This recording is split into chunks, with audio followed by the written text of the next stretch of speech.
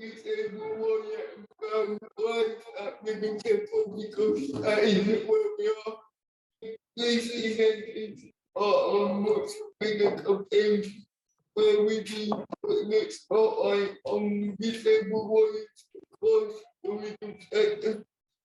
The Association of Disabled Lawyers has been interviewing members of each section of the legal sector. The actually questions around their jobs and what it's like being disabled. Today we have for a lot of participants to make immediate recognition for the public. Bobby is Director of Legal Proceedings Solicitor at Suffolk Law Centre. Bobby obtained for many years to get the Law Centre up and running in Chambers for a local area for Bobby to make that happen. As a result of all this hard work, people of Suffolk can now get legal advice on key issues, including housing, which makes significantly lacking support. Bobby is an active member of the Discrimination Law Association, where she was a speaker at its annual conference last week. Next to Aubrey is Christina Warner. Christina is a barrister at Government Chambers and specializes in family law. Christina is besides the pioneer in exploring the connection between domestic violence, animals, and the family. Christina has advocated for many years for the rights of LGBT disabled and Latinx people in the family courts. More recently, Christina became active in disability law, where she is a committee member of OBA, the Bar's Disabled Barrister Organization, and she is also a trustee of the Bar. The Bar's new Stephen Group. On the end is Emily Moore. Emily is a paralegal at the Infected Bug Inquiry. The Infected Bug Inquiry is one of the biggest inquiries in the history of British politics. Emily is also the executive assistant at the Association of Disabled Lawyers. Emily represents the association on the BSP's disability task force. Emily is responsible for sharing our views on the way boards should change to accommodate disabled barristers and students. I am the chair of the Association of Disabled Lawyers. My name is Daniel. I also chair of the BSP's disability task force, but I don't have the responsibility of representing the association on that matter.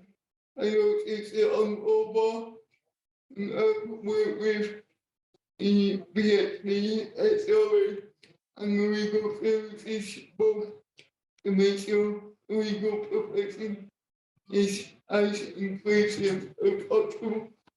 On the we have Mark Boyce, part of the senior partner,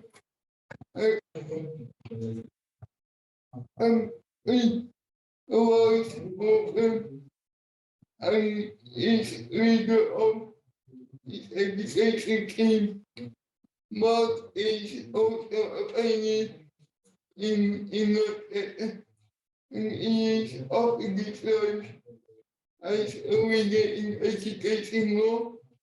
He has also featured on the disability hour on which highlights the most influence of disabled people in the United Kingdom. We have a fantastic panel of legal.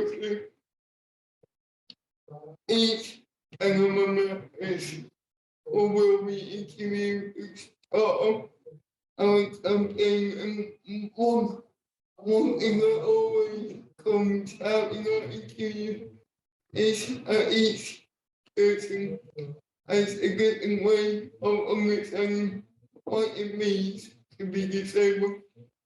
And I think that's quite significant because it also interacts with our legal profession needs to respond to make sure it's inclusive.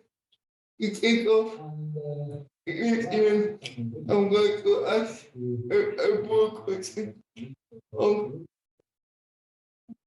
what do you think the regulators in your profession need to do to be more inclusive of disabled lawyers? This is the first question to me. God, that's a hard kick-off question. Right. Well, I think we've got the practice and the theory, haven't we? So I think when it comes to theory, we're dealing with people's attitudes towards those with disabilities accessing the justice system. So what are the stereotypes, what are the stigmas that exist that prevent people with challenges that are placed by disability from accessing the systems that are meant to help them? And then the practical, we've got things like physically accessing, being able to fill out application forms, being able to write witness statements, being able to get into a court building. Are they hindered by steps, by the lifts not working, by the reasonable adjustments not being made in order for them to access and actually exert and exercise the most basic of human rights? So I'd say, from my part anyway, I'd say the two parts of the theory and the practice. And I think that we've still got a very, very long way to go. I don't know if that is a starting point. Yeah, I think from my perspective, and certainly Solicitors Regulation Authority have exemplified very much the idea of the theory and practice with regard to some of their recent disciplinary actions against very young, stressed out lawyers with mental health problems. I think the thing I would say is that the legal profession as a whole, not just the regulators, have got to get used to the fact that actually it's about 1 in 5 people in this country of working age are disabled.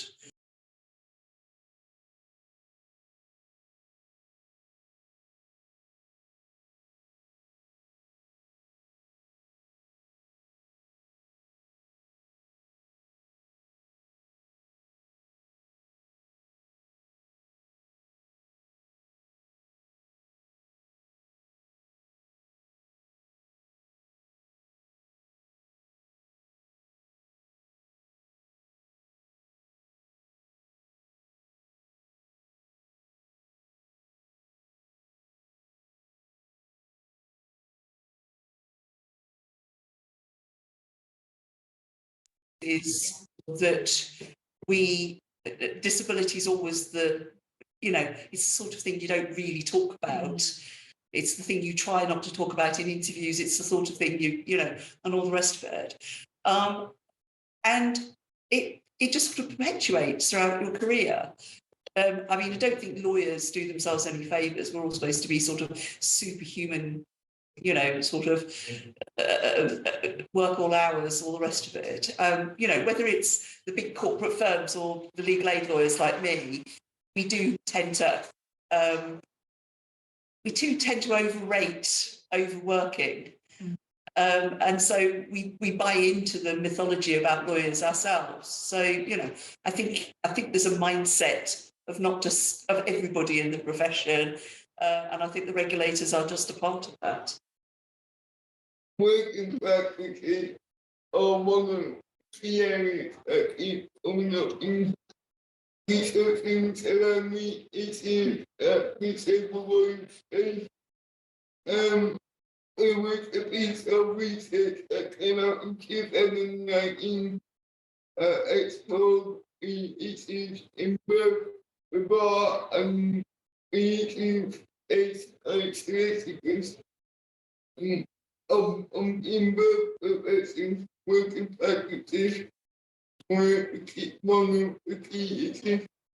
People often feel compelled to work on hours, even though impairments may not be compatible with working space. Please a lack of understanding about providing reasonable adjustments and others. In initiating all aspects of legal work, next something we really need to work on. I know the BXD's trying to fix about by changing its regulations, and then we mentioned this about the work we do with the BXD experts on that. I can give it a go. Yeah, so essentially what we've been focusing on is trying to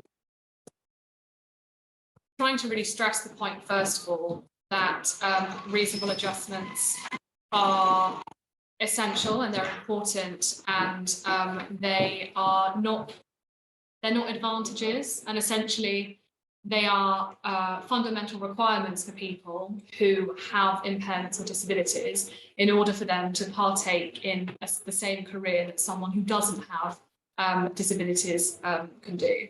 And I think, so first off, it's kind of the stigma around that and the fact that, like you said about working practices, trying to emphasise that ultimately reasonable adjustments and working practices, you can look at them as kind of like extenuating issues. But actually what you find is that it's not just disabled people that benefit from reasonable adjustments, it's everyone. If you, working from home was a really good example. People before the pandemic found that they weren't allowed, they would ask if they could work from home and their employers would say no. And then all of a sudden, pandemic hits and everyone's allowed to work from home. And disabled people are like, well, we were asking for this for years. Why hasn't this been able to happen?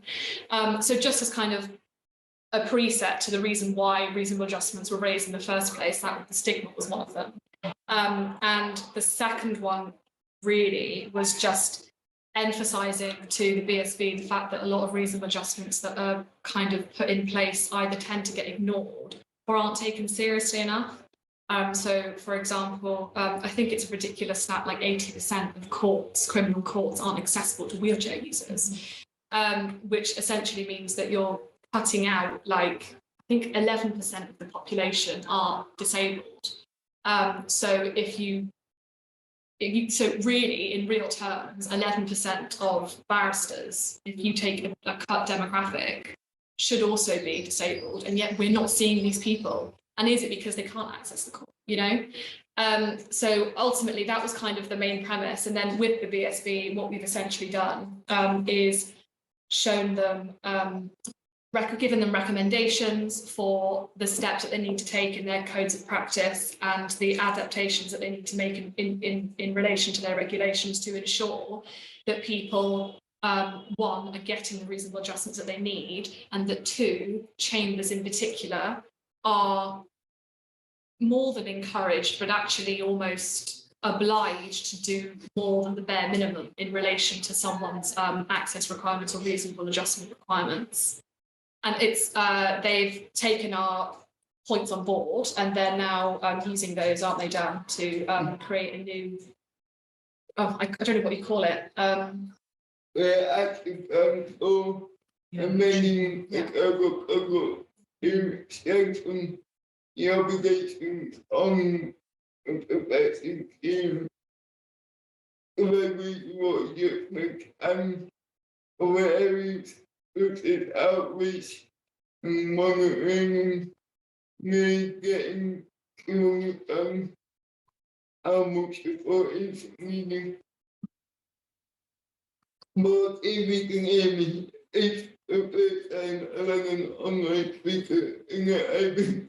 Can you hear me, Mark? Thank you, Daniel. That's why I do things. Everybody, Mark.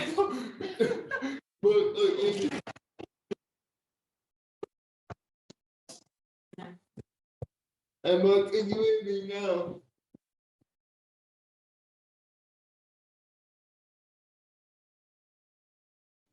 Yeah, I can hear you. It's incredibly distorted, I'm afraid.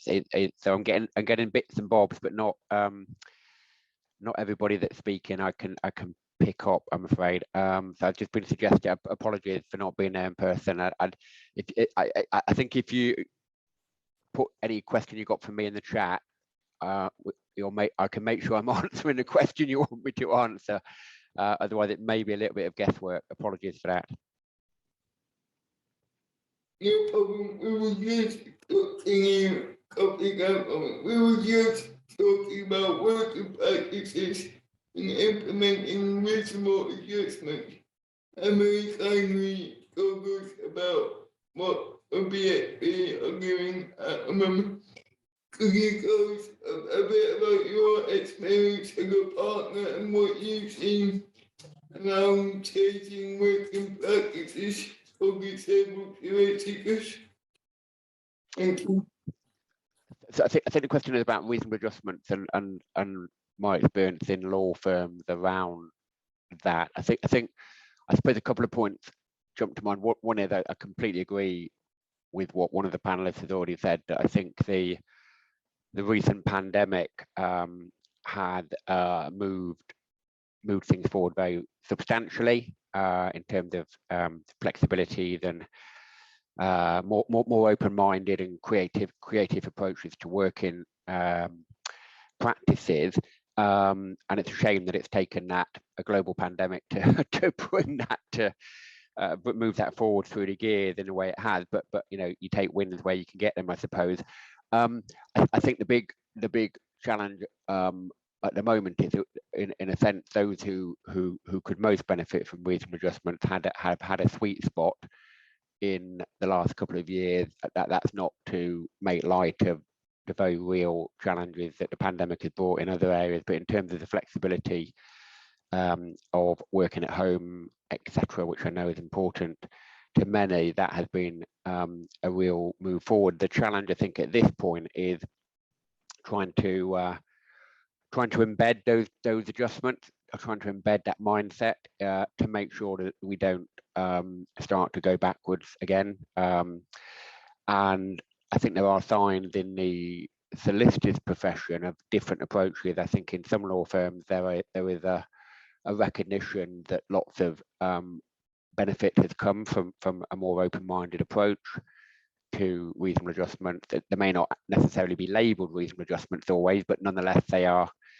That is how they are felt by those who need them, and that's great where that happened. But equally, there are definitely other law firms who I think are, for various different agendas, commerciality, employee engagement, visibility, who are trying to push things back in the other direction. And I think if that was to happen to the profession as a whole, that would be a tremendous shame, because realistically it's going to take something as significant as that global pandemic to move us through the gears again. So I think the other thing that the other point I'd make around this, I think, is that I think those lawyers, legal professionals who do have disabilities and benefit from reasonable adjustments, who have benefited from and I appreciate reasonable adjustments have a whole range of aspects to them, but concentrating on the flexible working point for now, I think they have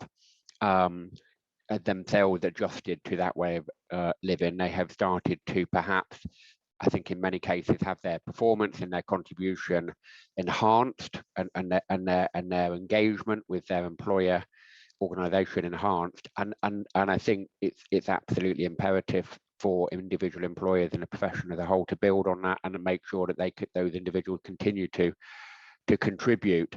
What I hope, and it may be a rather grand ambition, but it's something that I feel very passionately about, is that I think reasonable adjustments are obviously incredibly important. We're all lawyers. We know that you need that legal obligation in many areas of life to get things to happen. But for me, obviously, the whole concept of a reasonable adjustment is about trying to create a level playing field to, as far as is possible. What I think has happened in some cases as a result of the pandemic and the benefits that people have experienced is that they've managed to show that actually people with disability, it's not just about making sure and doing the right thing legally and doing the right thing morally and creating a level playing field. It's actually that people, lawyers with disabilities, do actually bring something different in many cases. They bring a particular resilience, a flexibility, a creativity about how they go about their work, because in many cases that's been necessary for them to get where they have in their lives. And that, I think, that's incredibly important. I think that we then keep moving forward in that area as a profession in order to make sure that we not just do the right thing legally and ethically and morally, but we do the right thing because it's the right thing for the profession and the organisations within it. We all benefit, and I always think that's the, if you like, the promised land where we can get where people are doing the right things for the right reasons, but they're also glad they're doing it. They're not just doing it as a compliance issue, which I think most lawyers would recognise, unfortunately, still exists as a mindset, and it's not a particularly sustainable mindset, is my concern. So,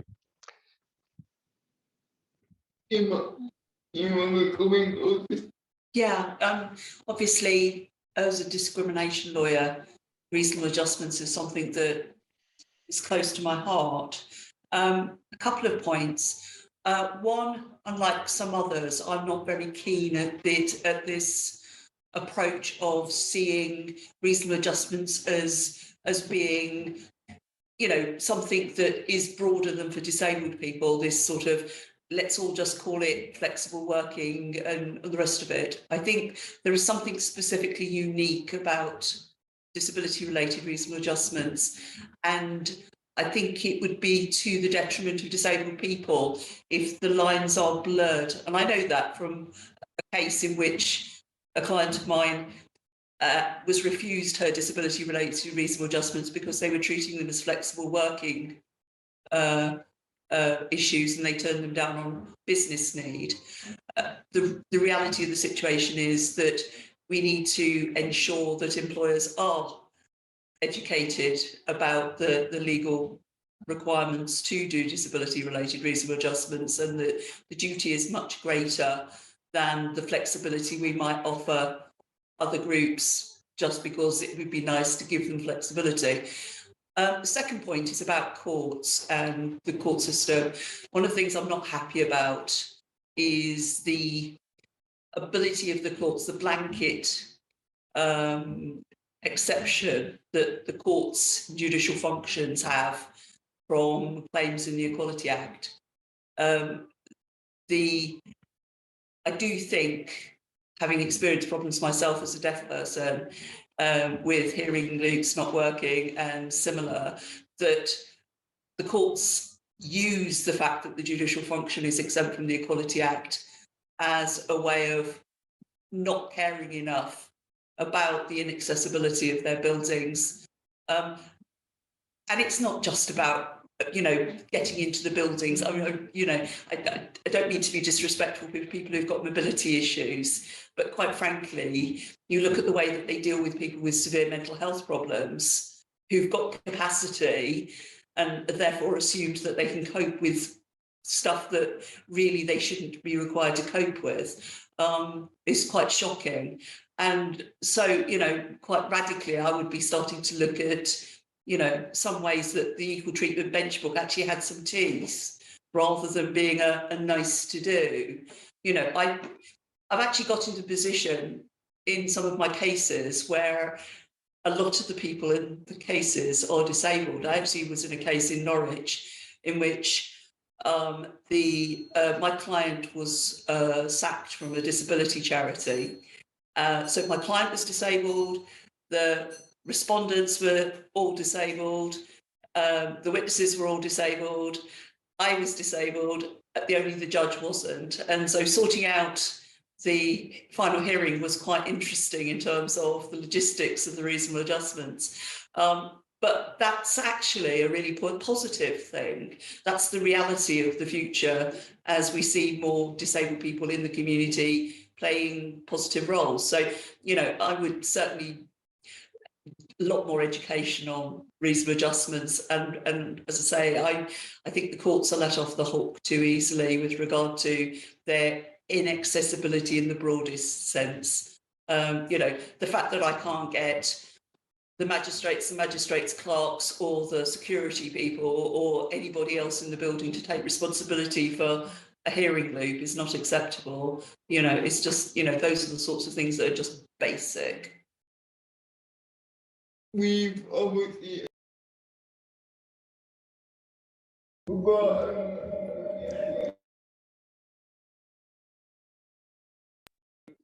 working in legal, and what advice would you give to someone who is needing to make a request to reasonable adjustment and they feel a bit uncomfortable about doing that? You've been quiet. Yeah, I've been a bit quiet. Yes. So if someone was, how they should approach requesting reasonable adjustments. Yeah, what advice would you give? Yeah, so reasonable adjustments are there to ensure that it does exactly as Mark mentioned, it levels the playing field. So it's there to ensure that you are able to do your job without, you manage your job without having to manage your disability. That's effectively what it is. I would, as someone with a sensory compromise as well as someone with sight loss, I think it's a case, I know it's very different. We are all as individual as the challenges that are placed by our disabilities. But certainly I would say that being honest is key, because without, and I know it's very difficult because a lot of us carry a lot of shame and a lot of grief as to the need to speak the honesty of needing these reasonable adjustments, but we are entitled to these. They are not a privilege, they are a right. So if you ask them, they should be put in place so you can focus on doing what it is, providing the service you need to provide, that you're being paid to provide, and doing the job that you are being paid to do. So I would say honesty, because you can't expect someone who may be disabled but doesn't have the same disability as you, or even someone who's able-bodied, to be able to read your mind as to what it is that you're seeking. So I'd say just be honest, although I truly understand how difficult that is. I'm going to come here in a minute because I think it's interesting. We've spoken a bit about the bar being here to get, and both of those professions are somewhat more irregular. Being a paralegal is a bit different. Do you see the payroll in a new approach making a request? My own experience, you mean? Oh, Because I mean, I've had let's be candid, why not? So I worked at a very well-known law firm, and I was only there for 8 weeks, and essentially I got sacked, and it was a multitude. There was like a multitude of reasons, but the main reason is it was associated with the fact that I have a disability and I asked for support for that disability. I wasn't given that support. As a result, there were some issues with my work. And as a result, I was sort of like, well, say I got sacked, I actually left just before I got sacked, which means I didn't get sacked. But like, so, and for me, like I went to HR, I told HR, you know, I was having this problem, that I have these disabilities, and HR were fantastic. So I was really open and candid, but that didn't mean anything to the partner at the firm. That was the person that ultimately said, you have another week here, we're going to let you go. But that was just one experience, and I can't speak for other people in that regard. But I think that the important thing to remember is that even if I'd have been silent in that situation, the outcome would have been the same. So I think it's really important, even if you are a paralegal, even just applying for pupillage interviews, just be open, just say, look, I need a reasonable adjustment. You don't even have to necessarily say what disability you have. You just have to explain what the reasonable adjustment you require is. And if they don't give it to you, then that's a learning curve, and you can make your own decision then and say, is this a place that I want to work, you know? And that's important, because ultimately, you know, I know I was like, oh, I got sacked, I left, but actually, the minute that happened to me, I was like, right, well, I don't want to work here. So it's made my decision for me. In my current job, complete opposite situation. I walked in there, I said to my line manager, these are my disabilities. And she said, excellent. I'll get in touch with IT, we'll put all the software on your computer. And I've been there for 2.5 years. Yeah. So those are literally, I have two ends of the same spectrum here, right? But in both situations, I did exactly the same thing. One ended well, one ended bad. And all I can say is just be open, be honest. And if someone treats you badly, send them to us. Yeah. I think the thing to remember is that I think when you're a paralegal or when you're applying for pupillage, you know, I got denied I applied for one place that's just around the corner, and they didn't give me my reasonable adjustments in my pupillage interview. I'm not going to apply there again. You know, it's these kind of learned experiences that I think make us powerful as people with impairments and disabilities, because actually, although they have taken choices away from us, we still have, within our limited restriction, we still have a choice. And if we can shove 2 fingers up to them, then I suggest you do. That's all. Yeah, no. But yeah. Totally agree. Thank you for being so honest. Going through that experience is going to be difficult for anybody. And being open, it's a big step to being open, which with an organisation when they can always power imbalance in that relationship. When the organisation responds badly, it has a negative impact on the individual. And that can make an unwelcoming environment, and as Emily said, it's probably a good indication of whether you should want to be working there.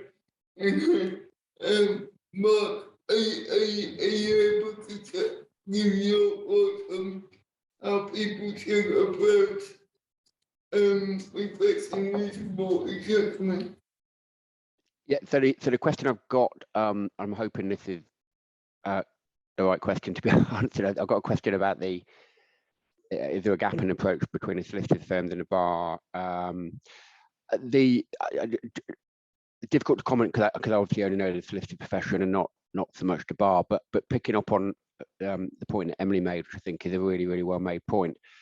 And I think it highlights that it is still something of a lottery as to which sort of person you end up working with. And I think that would probably be one of the things that I've really reflected on over the last couple of years in my personal circumstances, in that when I started out in the legal profession 26 years ago, and went into a law firm and knew that I had a disability, still have a disability that was likely to, it was largely invisible, but was going to cause me quite serious health problems, and that would inevitably then interfere with my ability to do the job from time to time.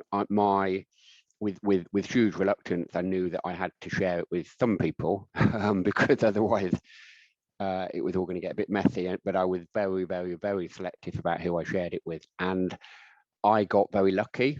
Obviously, what Emily's just shared, you know, the first time around, she didn't get lucky, but she did the second time. I got very, very lucky, and happened to end up allocated to various individuals who wanted me to give them my best, wanted to create a condition that would enable me to give them my best. But the firm as a whole at that time, very, very different today, obviously, sort of a quarter of a century later, but the firm as a whole was not built that way. And I could just as easily have ended up working for somebody who would not have had that approach at all. And I think that really resonated with me, I think, because as I was incredibly fortunate to get more senior and become a partner and then become a senior partner, etc., etc., etc., I began to realize actually that while I was always felt highly motivated to do the right things, and crikey, if someone with a disability doesn't feel like they're motivated in that way, then we've really got a problem.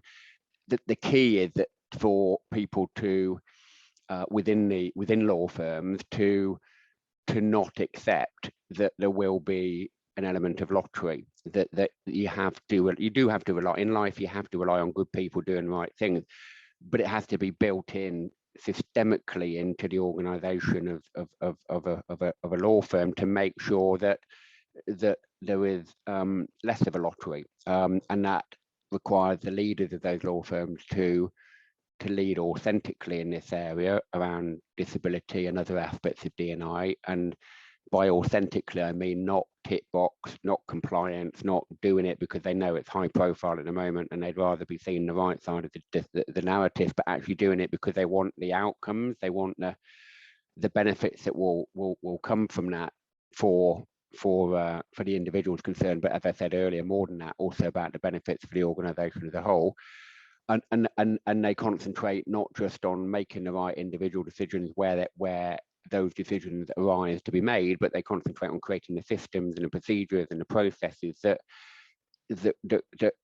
build, that embed it in, sustainably, but embed it into the organisation, so that when people like Emily come in to as a young lawyer at the beginning of their career, they can have the confidence that it isn't going to be a lottery, and that's. And I think where we've got to at the moment in the solicitor's profession, I won't presume to comment on the barrister's profession, but in the solicitor's profession, is that we have a higher number of people, statistically, there are a higher number of people who are in senior positions, line managing people who are wanting to do the right things, understand their legal obligations, but more than that, they understand why they want to do the right things. But we still have quite a long way to go in terms of embedding it in systemically, and obviously there is a challenge there, because smaller for in some, you could there is an argument to be made at least, and lawyers like arguing, don't they? So there is an argument to be made that in a smaller organisation it's easier to embed something because you can rely more heavily on individuals.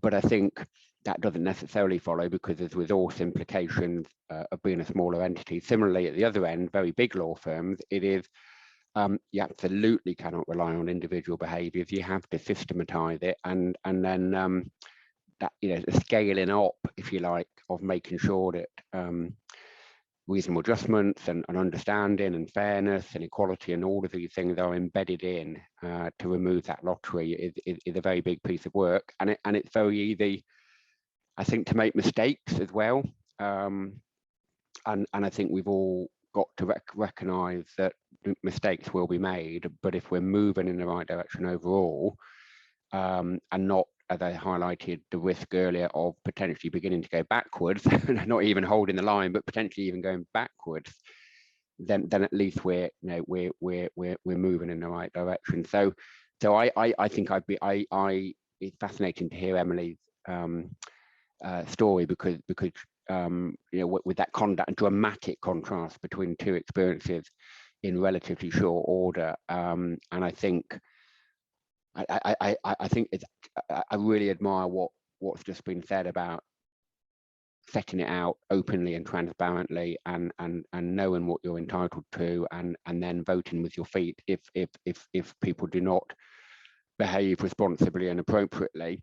And I think that's an absolutely brilliant perspective to take. But I think we need to remember that there'll be plenty of people who won't have Emily's courage, and actually would just wouldn't necessarily have the courage, or even necessarily feel they had the option, and they will have to stay put, and they won't have remotely positive experiences at all, but they will stick with it, and that really troubles me. And I think back to when I started out, and I probably would have been in that latter category, not in, I'd love to say I would have been in the category that Emily obviously is, and I don't think I was that 25 years ago, and it's great to hear that confidence and that assertiveness coming through that you've just demonstrated, Emily.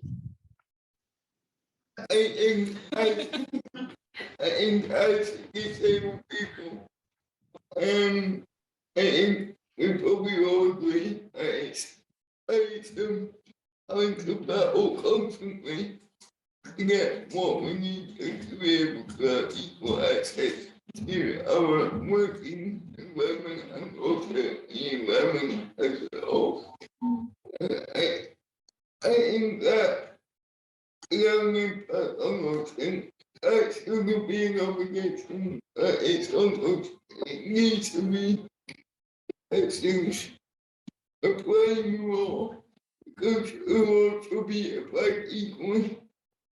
It shouldn't be about individual organizations playing it properly or good people doing good things. It should be equally applied for the Sorry, I didn't follow what you just said, but I'll just make a point about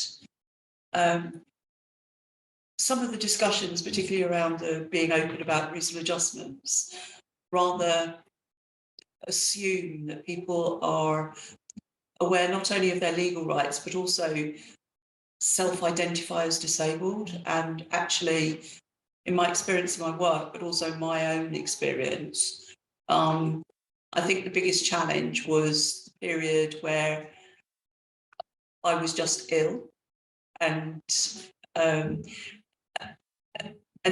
because it was impacting on my work, and ultimately I had to have quite considerable time off during my 30s because of that. It didn't really engage with me, the idea of reasonable adjustments. I just knew that I wasn't coping and my work was suffering and my organisation weren't very supportive, and I went off sick. And whilst in the course of my career, that actually was a sort of odd mixed blessing in that it made me reflect and actually change the course of the work I do. It could have turned out a lot worse. And I mean, I have loads of safety nets. You know, I could afford not to work for quite a while, and that's a luxury that a lot of people can't have. So, you know, I was very, very unusual and fortunate. But a lot of the things that I know now, particularly in my working practice, but also as identifying as disabled, is that there is a huge cohort of people, particularly with mental health problems, which is what I was ill with, who don't self-identify as disabled, who don't think about reasonable adjustments, and their employers wouldn't think about them. They're just not doing very well at work. And they'll go off sick and then, or they'll be performance managed. And I was telling Daniel, I did some research for the DLA conference talk I did last week. Up to 48,000 disabled people a year are managed out of work, which I think is quite a shocking statistic. And I do think that it's something that a lot of people have got to engage in terms of looking at the onus is very much put on the individual.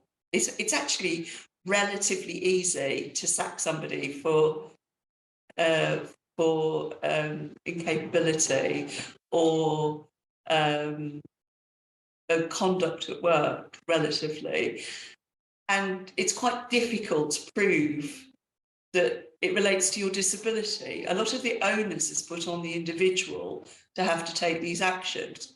And to a certain extent, I think that the balance should be shifted a lot more to responsibility of employers to work out why people aren't necessarily performing well at work, linking why they're off sick, actually sorting out occupational health and making it actually a lot more user-friendly.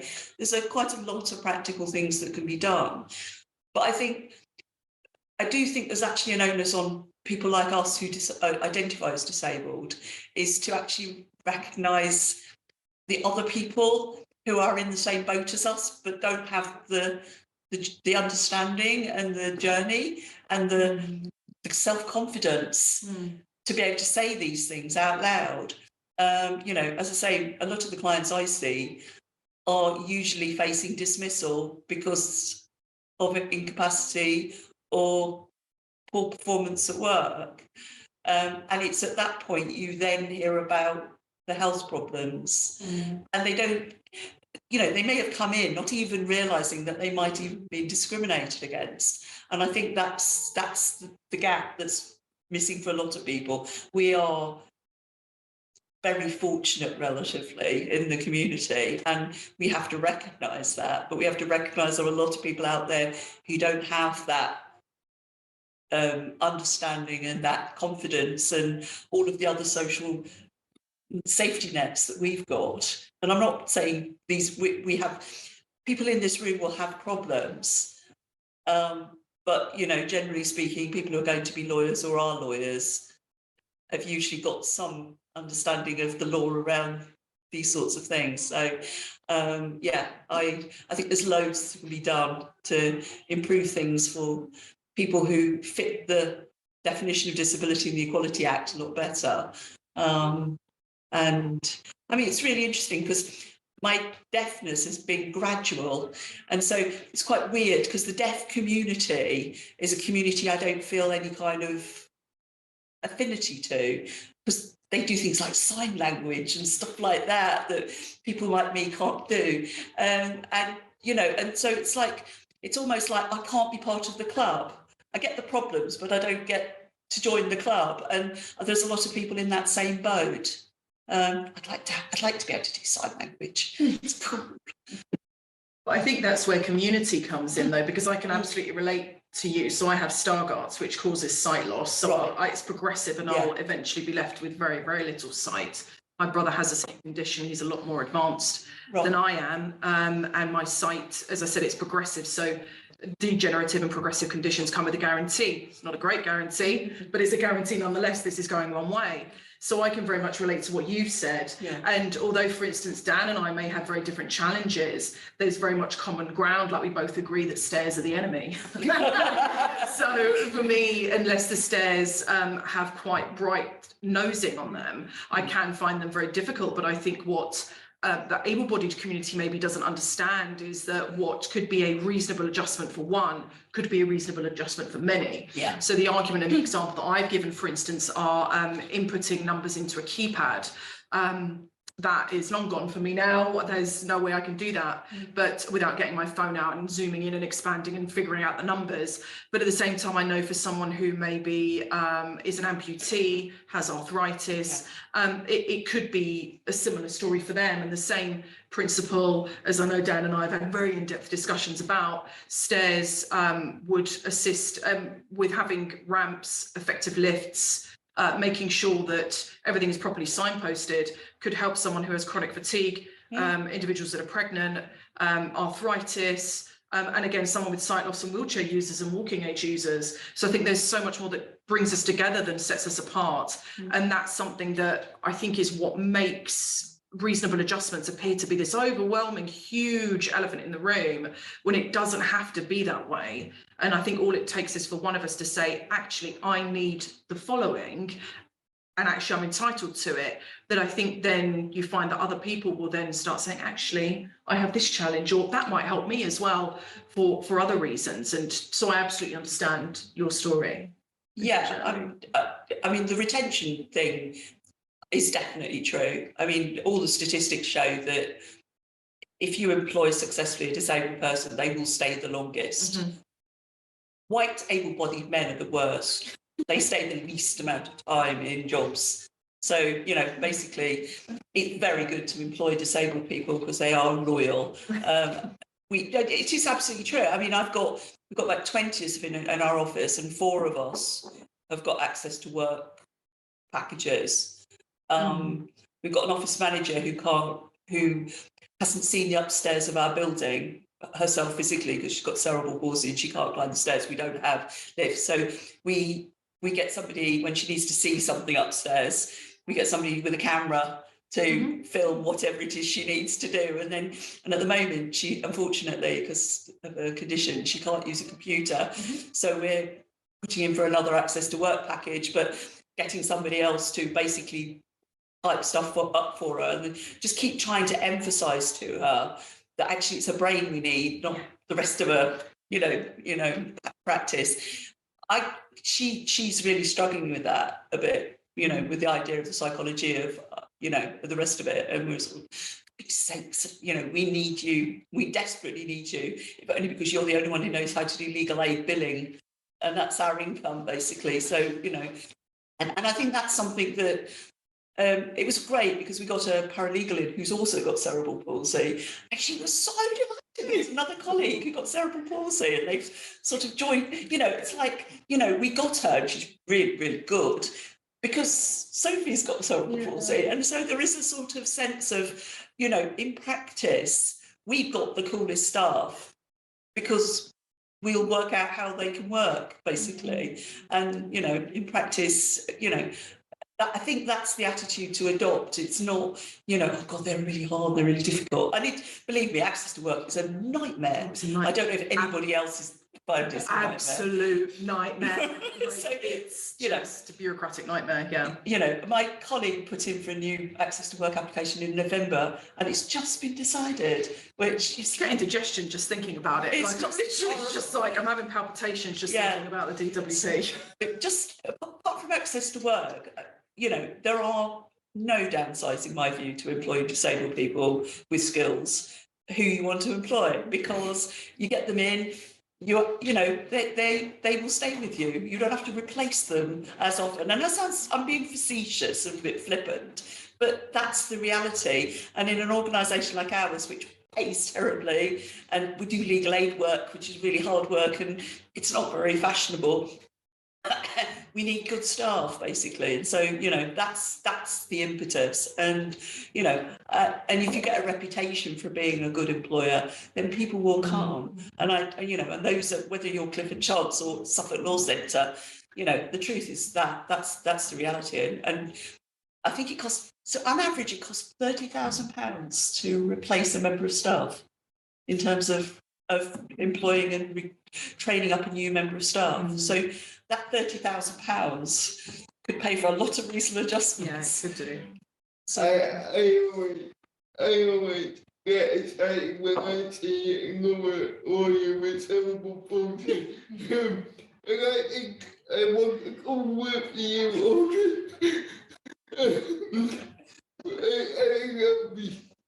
I think the panel spoke about the importance of people doing what they can to help, and I think people can make a big difference, not only in the disabled community. We can support each other, we can support people who might not identify in the same way as us, and I think that's important. But also, people working in chambers, people working in organisations, law firms, law centres, they can play a big role in challenging the way things operate and actually calling out issues to create a sense of solidarity. I think we are about to lose Sophie who needs to get back to school. But I'll use each opportunity to say thank you and to open the floor. sorry about this. They are getting trains. It's been fleeting. I'll open to people in the room and people online for questions.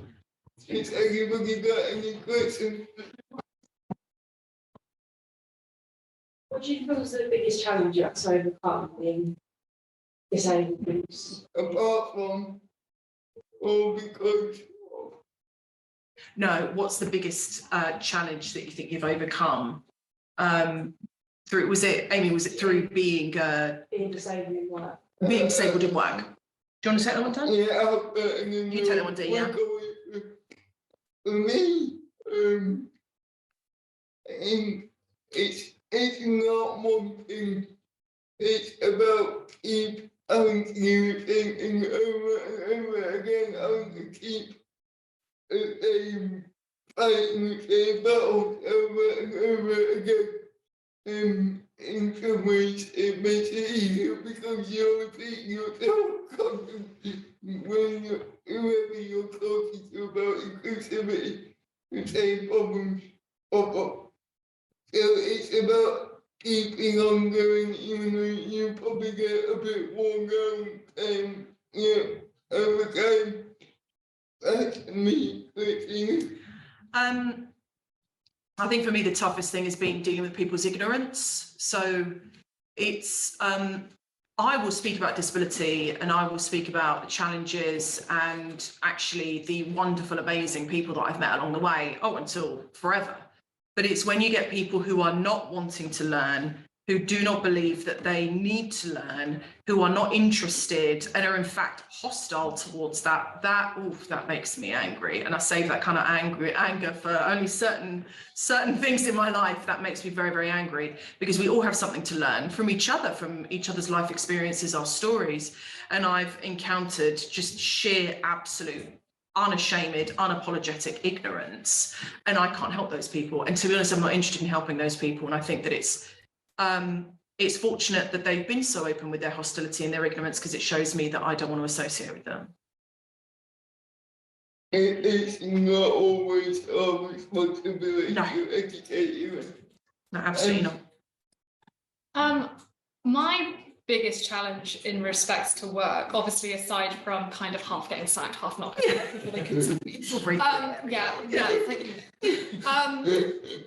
For me, like, I didn't get a formal diagnosis of my main learning disabilities until I was 25. And so for me, the hardest thing, and with work, I'm also going to include like studies, like A-level, uni. For me, the hardest thing was, one, accepting that the inkling that I had about myself the whole time, which is that I can't do things the same way that other people can, is true. For so long, I was always putting my problems with reading, with writing, with learning down to stress, because I knew I was clever, because I was always top of my class, you know, and I knew I was capable. And yet I would just see all of my peers just able to just complete work, hand in assignments on time, spell the word necessary. I hate that one. Anyway. I'm spelling it in my head right now. Yeah, hate that word. But so for me, it was coming to terms with the fact that the thing that I believed to be true the entire time was true. It was coming to terms with the grief of knowing that if I'd have just spoken to someone 5 years earlier, 2 years earlier, things would have been better for me. And then I think it was coming to terms with the fact that No, You're not the only one. Yeah. you're not the only one. Is that? Sorry, I just felt like I was broken. But I think all of us have been there at some point. For me, I entirely get where you're coming from. For me, it was questioning what would happen next. Yeah. Where do I go from here? Yeah, do I quit? Like, what do I do? What does my future look like? Or the person, or for me, it was grieving the person that I thought I would become, or experiences that I know that I'm not going to be able to experience in the way that I thought. So I know that now I embrace every opportunity to do everything, because time is running out for me in terms of my sight. And I know when I get to a certain age and when the lights finally do go out for me, I want to have a bank of memories available so that I don't feel alone. So I absolutely get where you're coming from, but I think that's where community is so important, because all of us are broken. If you show me someone who says that they're whole and they're fine, I don't want to know, because they've got their own issues. We're all broken in our own way. We're all a little bit weird. We're all a little bit special. And I think that's the beauty of the human experience and the human condition, isn't it? That we are all unique, and we've all got a book in us. We've all got a story to tell. And I think that finding common ground with other people, and obviously the disabled community, we are the most diverse community, the largest community of minority individuals. The largest minority community where anyone can become a member at any time in their life. Yeah. That's what makes us so unique. But I would say drawing strength from other communities as well in their life experiences. And I know for me, I draw tremendous strength from my LGBTQ plus friends, and we share experiences in our life journeys, and we realize how much that sense of marginalization and that sense of isolation, again, it brings me back to the point that there's so much that unites us, that sets us apart. I think that's where finding your people is always the best thing, finding your family. Yeah. And to be fair, if I hadn't have found Dan, I'd have been up shit. I mean, Dan is like, Yeah. Dan is the boss. Dan's leading the revolution. Literally. Pushing that disabled agenda. Well, I'm going to I know you know, but Martin, you coming a biggest obstacle you are coming in with an come back. Yes, I can pick up that people are, I think, talking about that, what they found to be their biggest challenge. Have I got that right? Yeah. Okay. Before I move on to that, I love that last point, Christina, about the disability community being one that actually anybody could enter.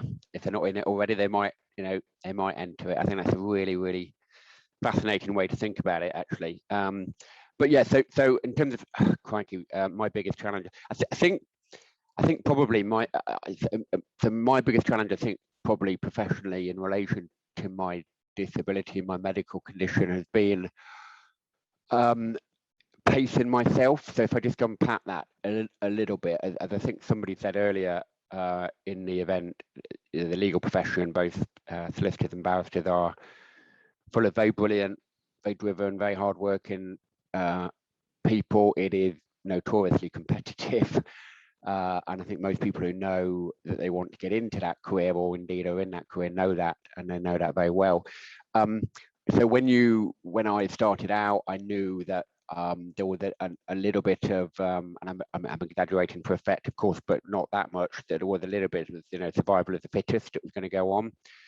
And I also knew acutely that I was massively disadvantaged because I was the epitome of not the fittest. So the medical condition I have is cystic fibrosis, which some of you may know what that is, but broadly speaking, at the time I was born in the 70s, due to the various complications of the condition, my prognosis was not likely to live beyond 18.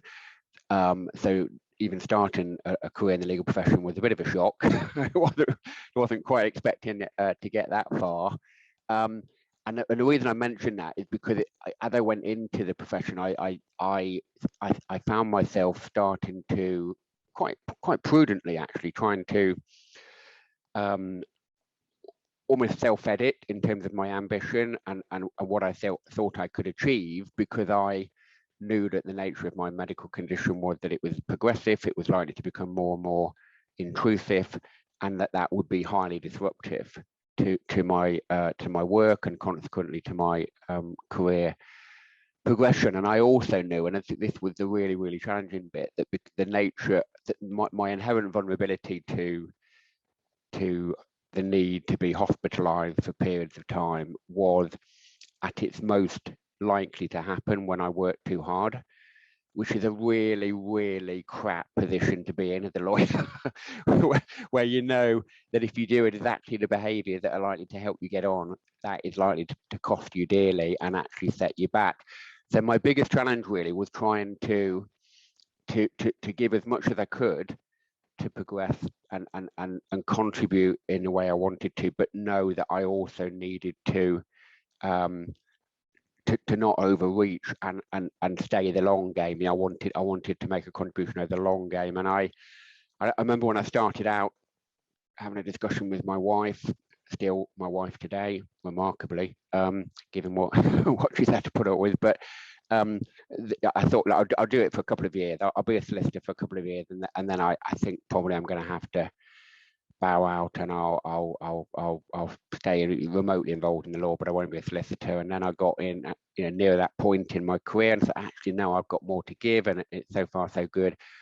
And I think so that was a big challenge, and I think it's particularly difficult in that circumstance when you have an invisible or condition that is largely invisible. That makes that very, very difficult because, and particularly if you feel the need, as I did at the time, to be very secretive about it, because you're completely on your own. You know, you have to make all those decisions, all those judgments, and you haven't got a sounding board. You haven't got people to either say, to challenge you both ways, to challenge you that, you know, actually you're working too hard. You do need to be careful here, or frankly challenge me because I'm being, you know, I'm not pushing myself hard enough, and that was really, really difficult. And obviously it became easier as I became more senior because I was more in control. I had more scope to get support through delegation and the teams for which I've been responsible for.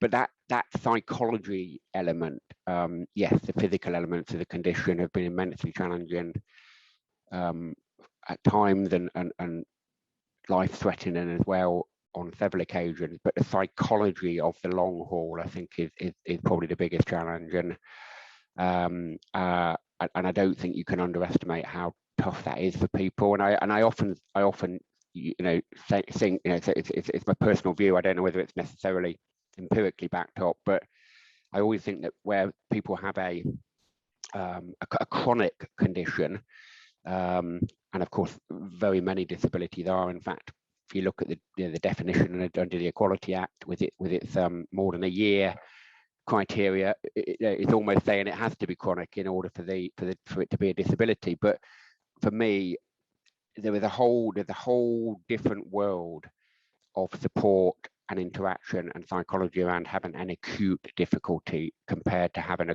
chronic progressive condition, and it's a very, very different space. And you know, and you've talked about it very eloquently there, Christina, about you know the journey that you're on, and I think that is immensely challenging, really incredibly challenging. And I think, yeah, if you are lucky enough to have a community, to use the expression you use, Christina, that is immensely valuable. And I think, you know, that's why events like this are so important as well, aren't they? Because people interact with them in different ways, in different parts of what's being said, you know, engage people, but overall one feels more part of something bigger, you know, part of something bigger. And you may not know people individually, you may not even have an individual conversation with them, but you know that actually they have an understanding of some of what, and I underline that word, some of what you're going through, because everybody's experiences are utterly unique, aren't they? So that's a very long-winded way of saying that I think my biggest challenge has been the psychology of it, the psychology of keeping moving forward, but not moving too far forward too quickly in order to end up, you know, if you think of it as sort of snakes and ladders scenario, there were lots of snakes all over the place, and it was a bit of a challenge to make sure and I did fall down several snakes at several points, but on the whole I managed to avoid them. So immediately is coming up, and it is one of the key issues. I don't think it's a coincidence, but it's not a coincidence that every bar and lawyer group makes a commitment to providing a place for disabled lawyers. And it's so often that disabled lawyers of many professions talk about being isolated, not always having support we all can be given.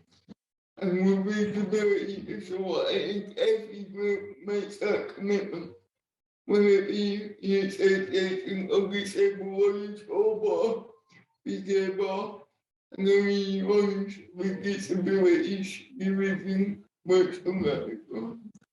And I don't think that's a coincidence.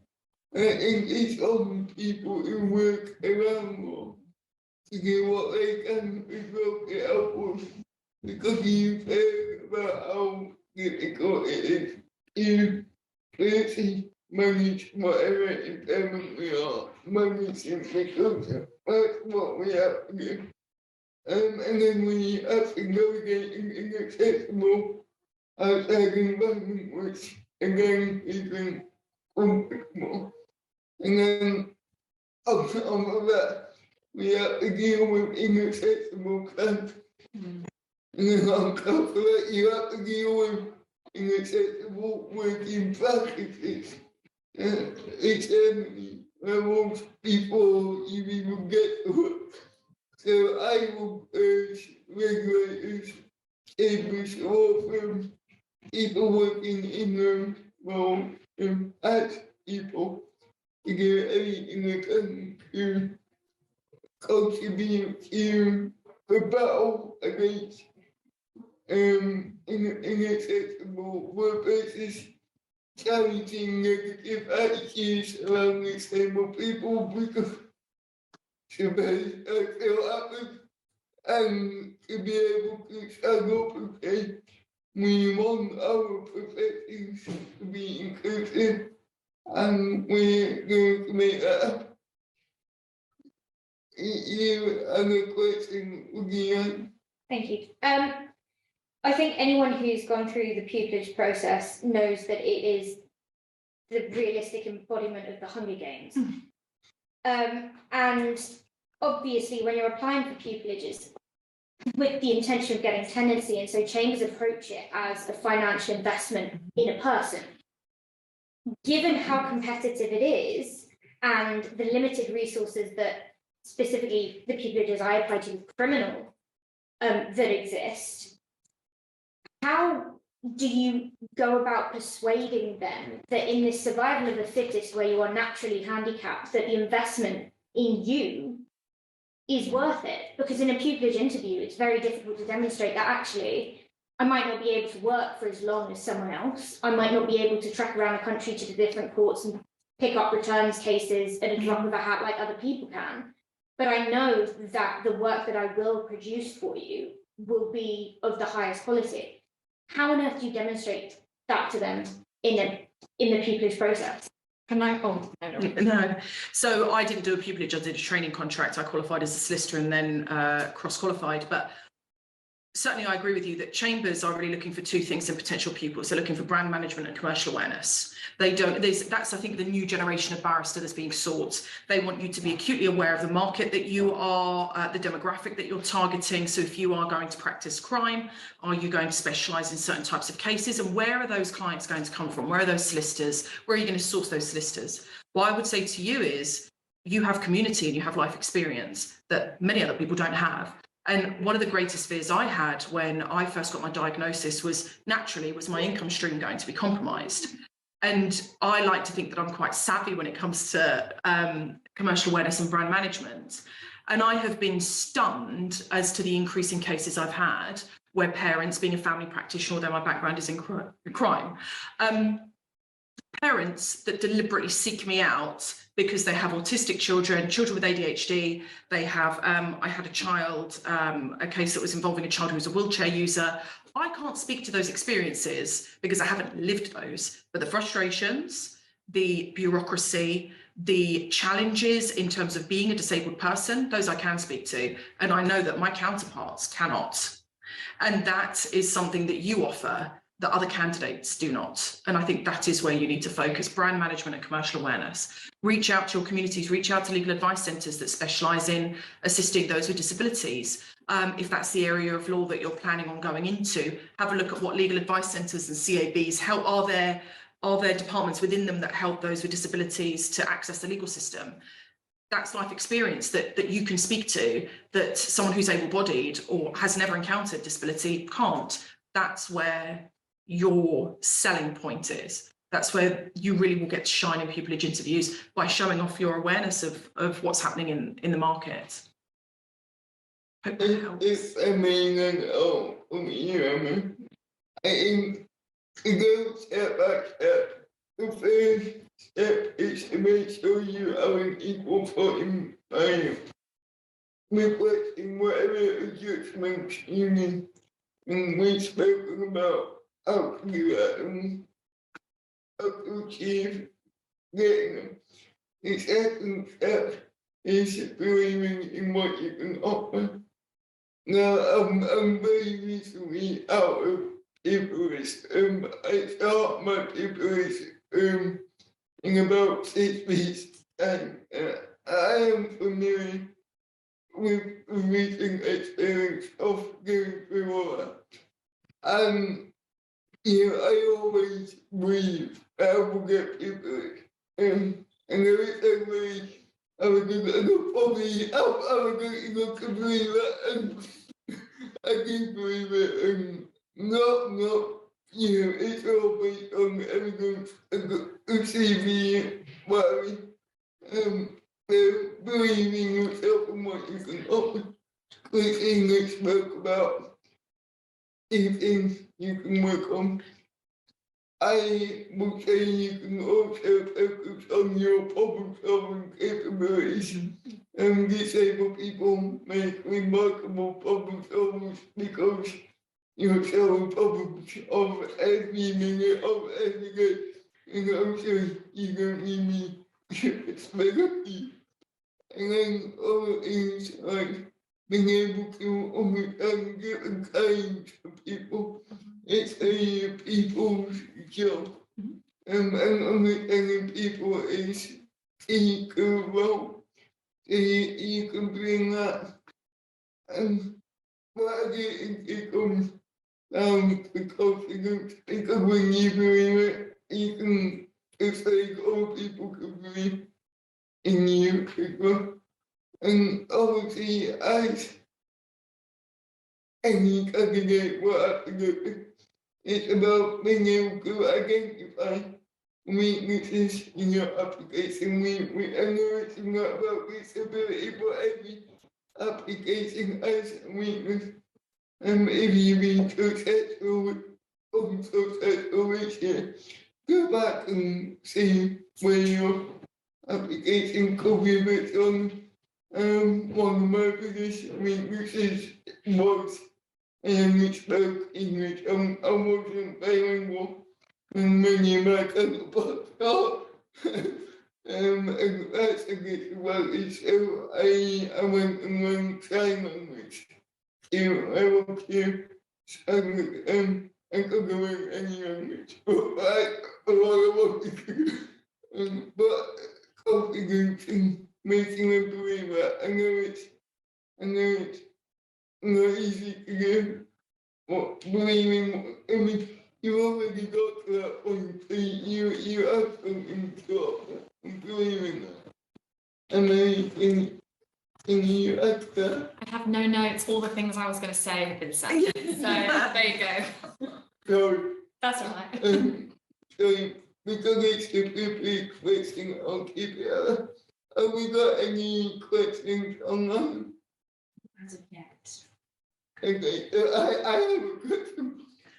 What more can normal people working in organizations do to make life a little bit more easier for disabled lawyers? If you work in your law firm or a chambers, what can you do?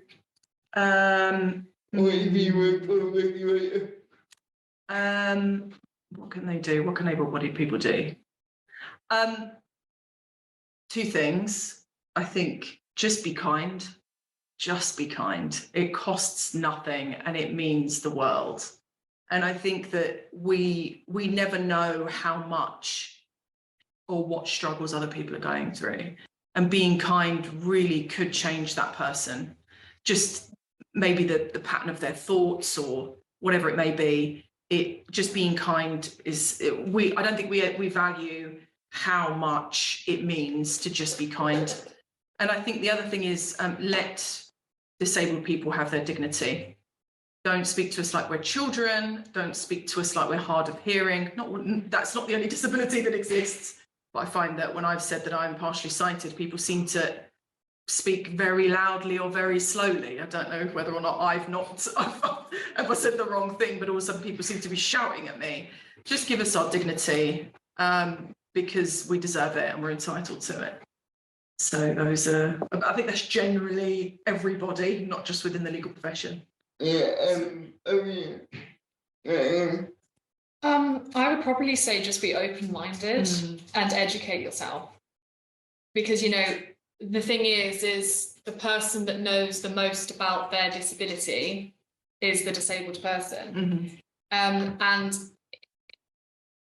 it's important that you give disabled people opportunities to explain what their problems are and what can be done to assist them. And it's easy to do. It's the same, to be honest, it's the same thing as the whole be kind thing. You know, it's so easy to just have a conversation with someone and say, right, what can I do to help you? You know, it's not hard. And I think we just need to have more of those open dialogues. Yeah, I couldn't agree more. Mark, have you got any perspective on angle? Yeah, I think yeah, agree with all of the above. I think another word I would throw into the mix would be flexible and tolerant, but not in the obviously flexible and tolerant, of course, given what we're talking about, but not in the sense of reasonable adjustments or anything of that. But what I would mean by that is yes, you're absolutely right, Emily, that on the whole, the person with the disability knows their disability best. They know what they need and what they don't need. I suppose the fly in the ointment, and I may be uniquely problematic in this regard as I am. You can ignore what I've got to say, but I am the nature of my particular disability. I think makes me quite inconsistent in how I want people to support me, and sometimes I want and would benefit from one approach, and sometimes I'd prefer a different. And I'm conscious that makes it really, really difficult. It's additionally difficult, isn't it? And I think that's why people who engage with people with disabilities just have to be incredibly open-minded, incredibly broad-minded, and realise that yes, there'll be some things that are blindingly obvious that will definitely help rather than hinder, and there'll be some things that are a bit more in the grey territory. And I think conversely for us, those of us who are disabled, we have to be quite flexible and tolerant as well, because it is difficult, and it is difficult to get it right. It's difficult to always have the intended positive impact, and I think we all need to, to use the words that Christina used a minute ago. We've got to be kind to each other, haven't we? It's not a one-way street. We've got to be kind to those who are trying to do the right thing, and if they get it wrong, or we deem they got it wrong, as indeed I did several times, which wasn't necessarily terribly fair, then that's really key. It's not a one-way street. We all owe each other kindness and supportiveness, and obviously people with disability, I would argue, deserve a bit more additional kindness.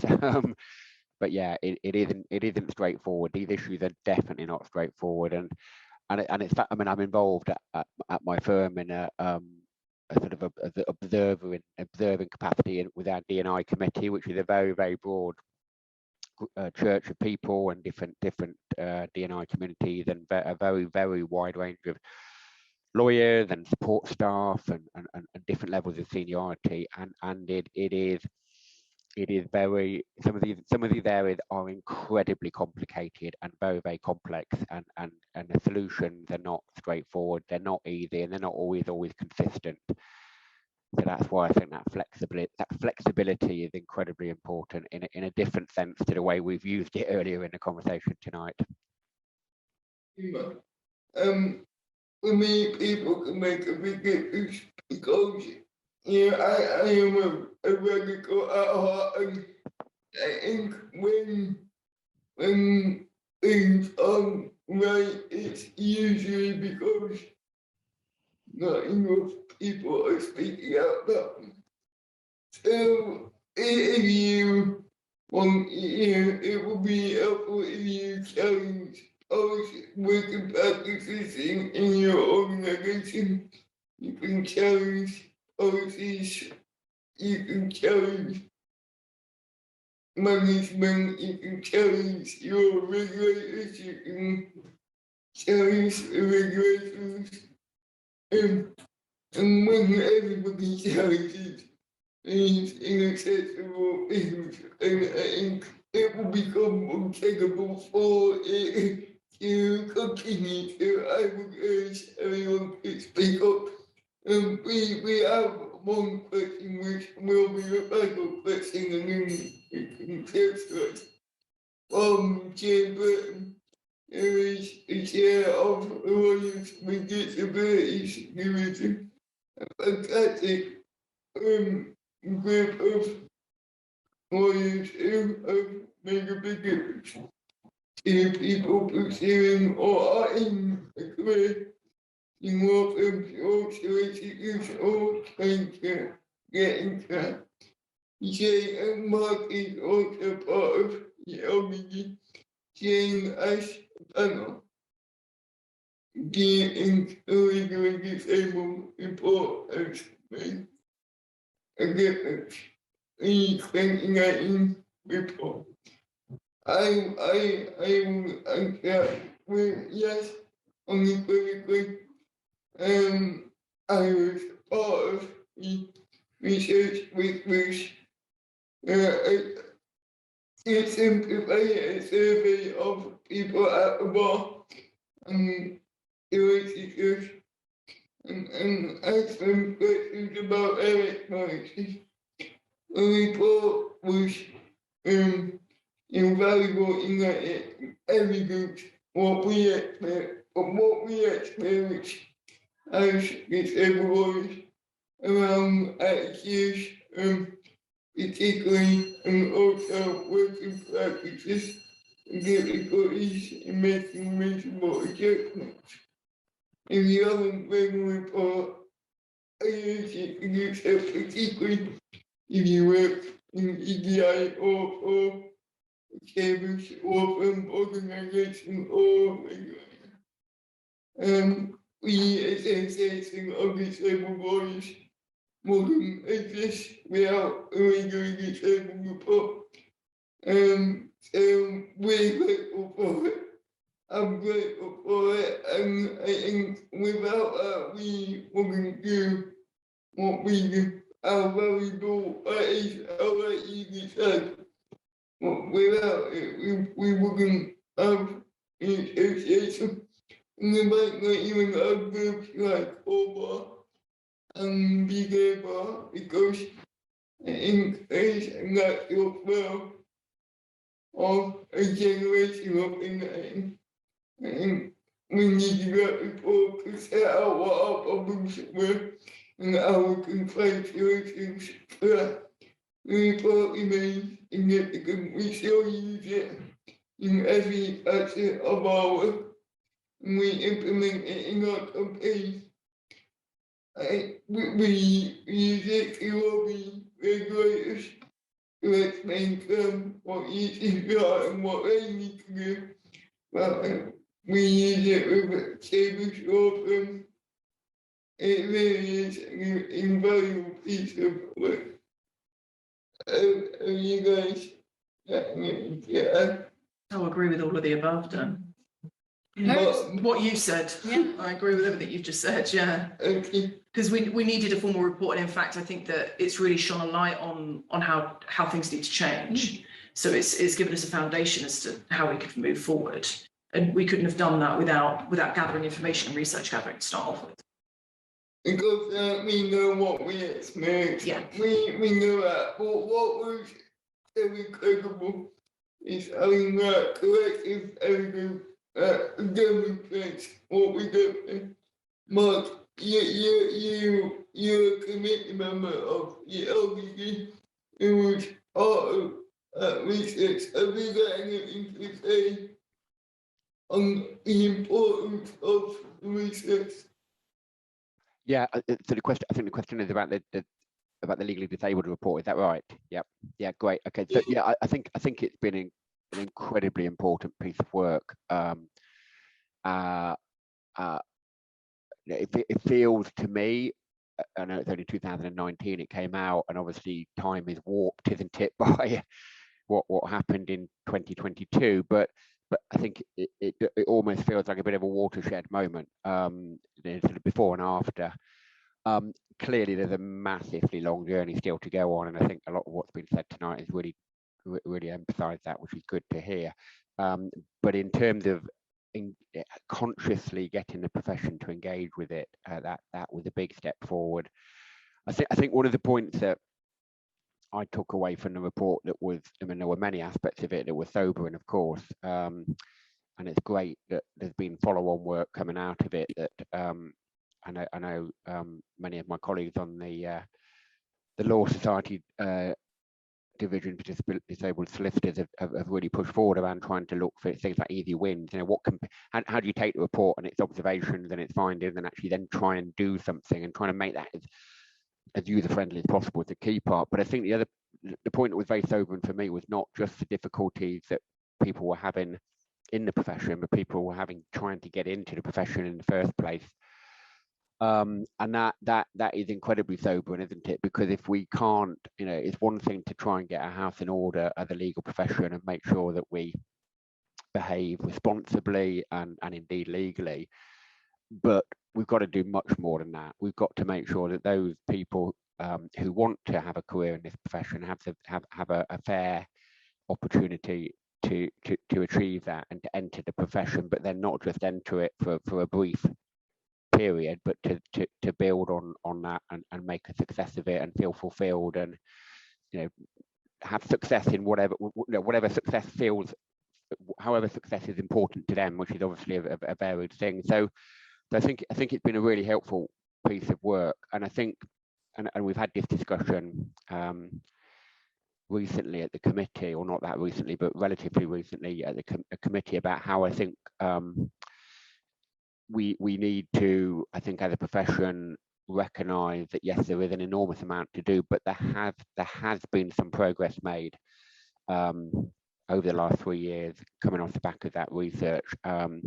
And the reason I stress that is not to be Pollyannish about it or sort of overly positive when, and clearly there are still very considerable problems, but I think it's important and smart to have a narrative that around this area that acknowledges where progress has been made, not in any way, you know, saying right, well done, and giving applause out for things that should be people's entitlements. But I think we need to have a positive narrative around it, where progress has been made, and I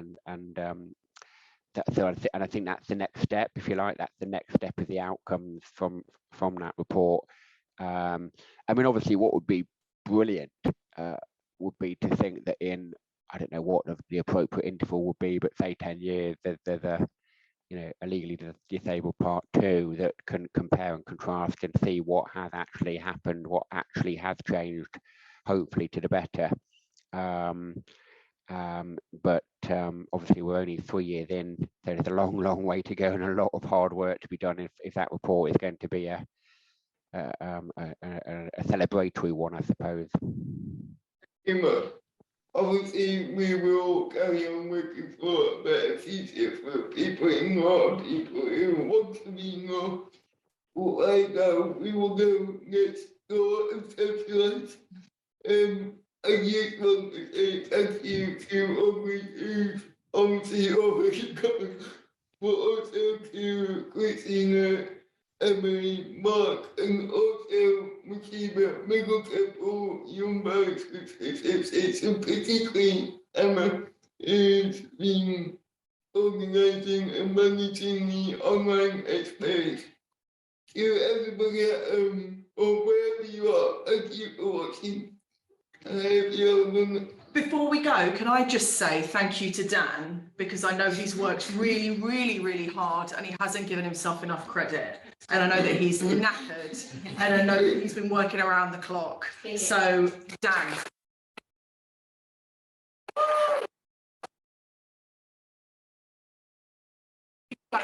Thank you everyone. Have a good night. If you're online, we'll go next time.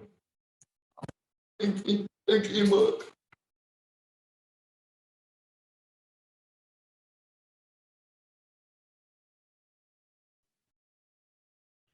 In a moment. We can go. Okay, fine.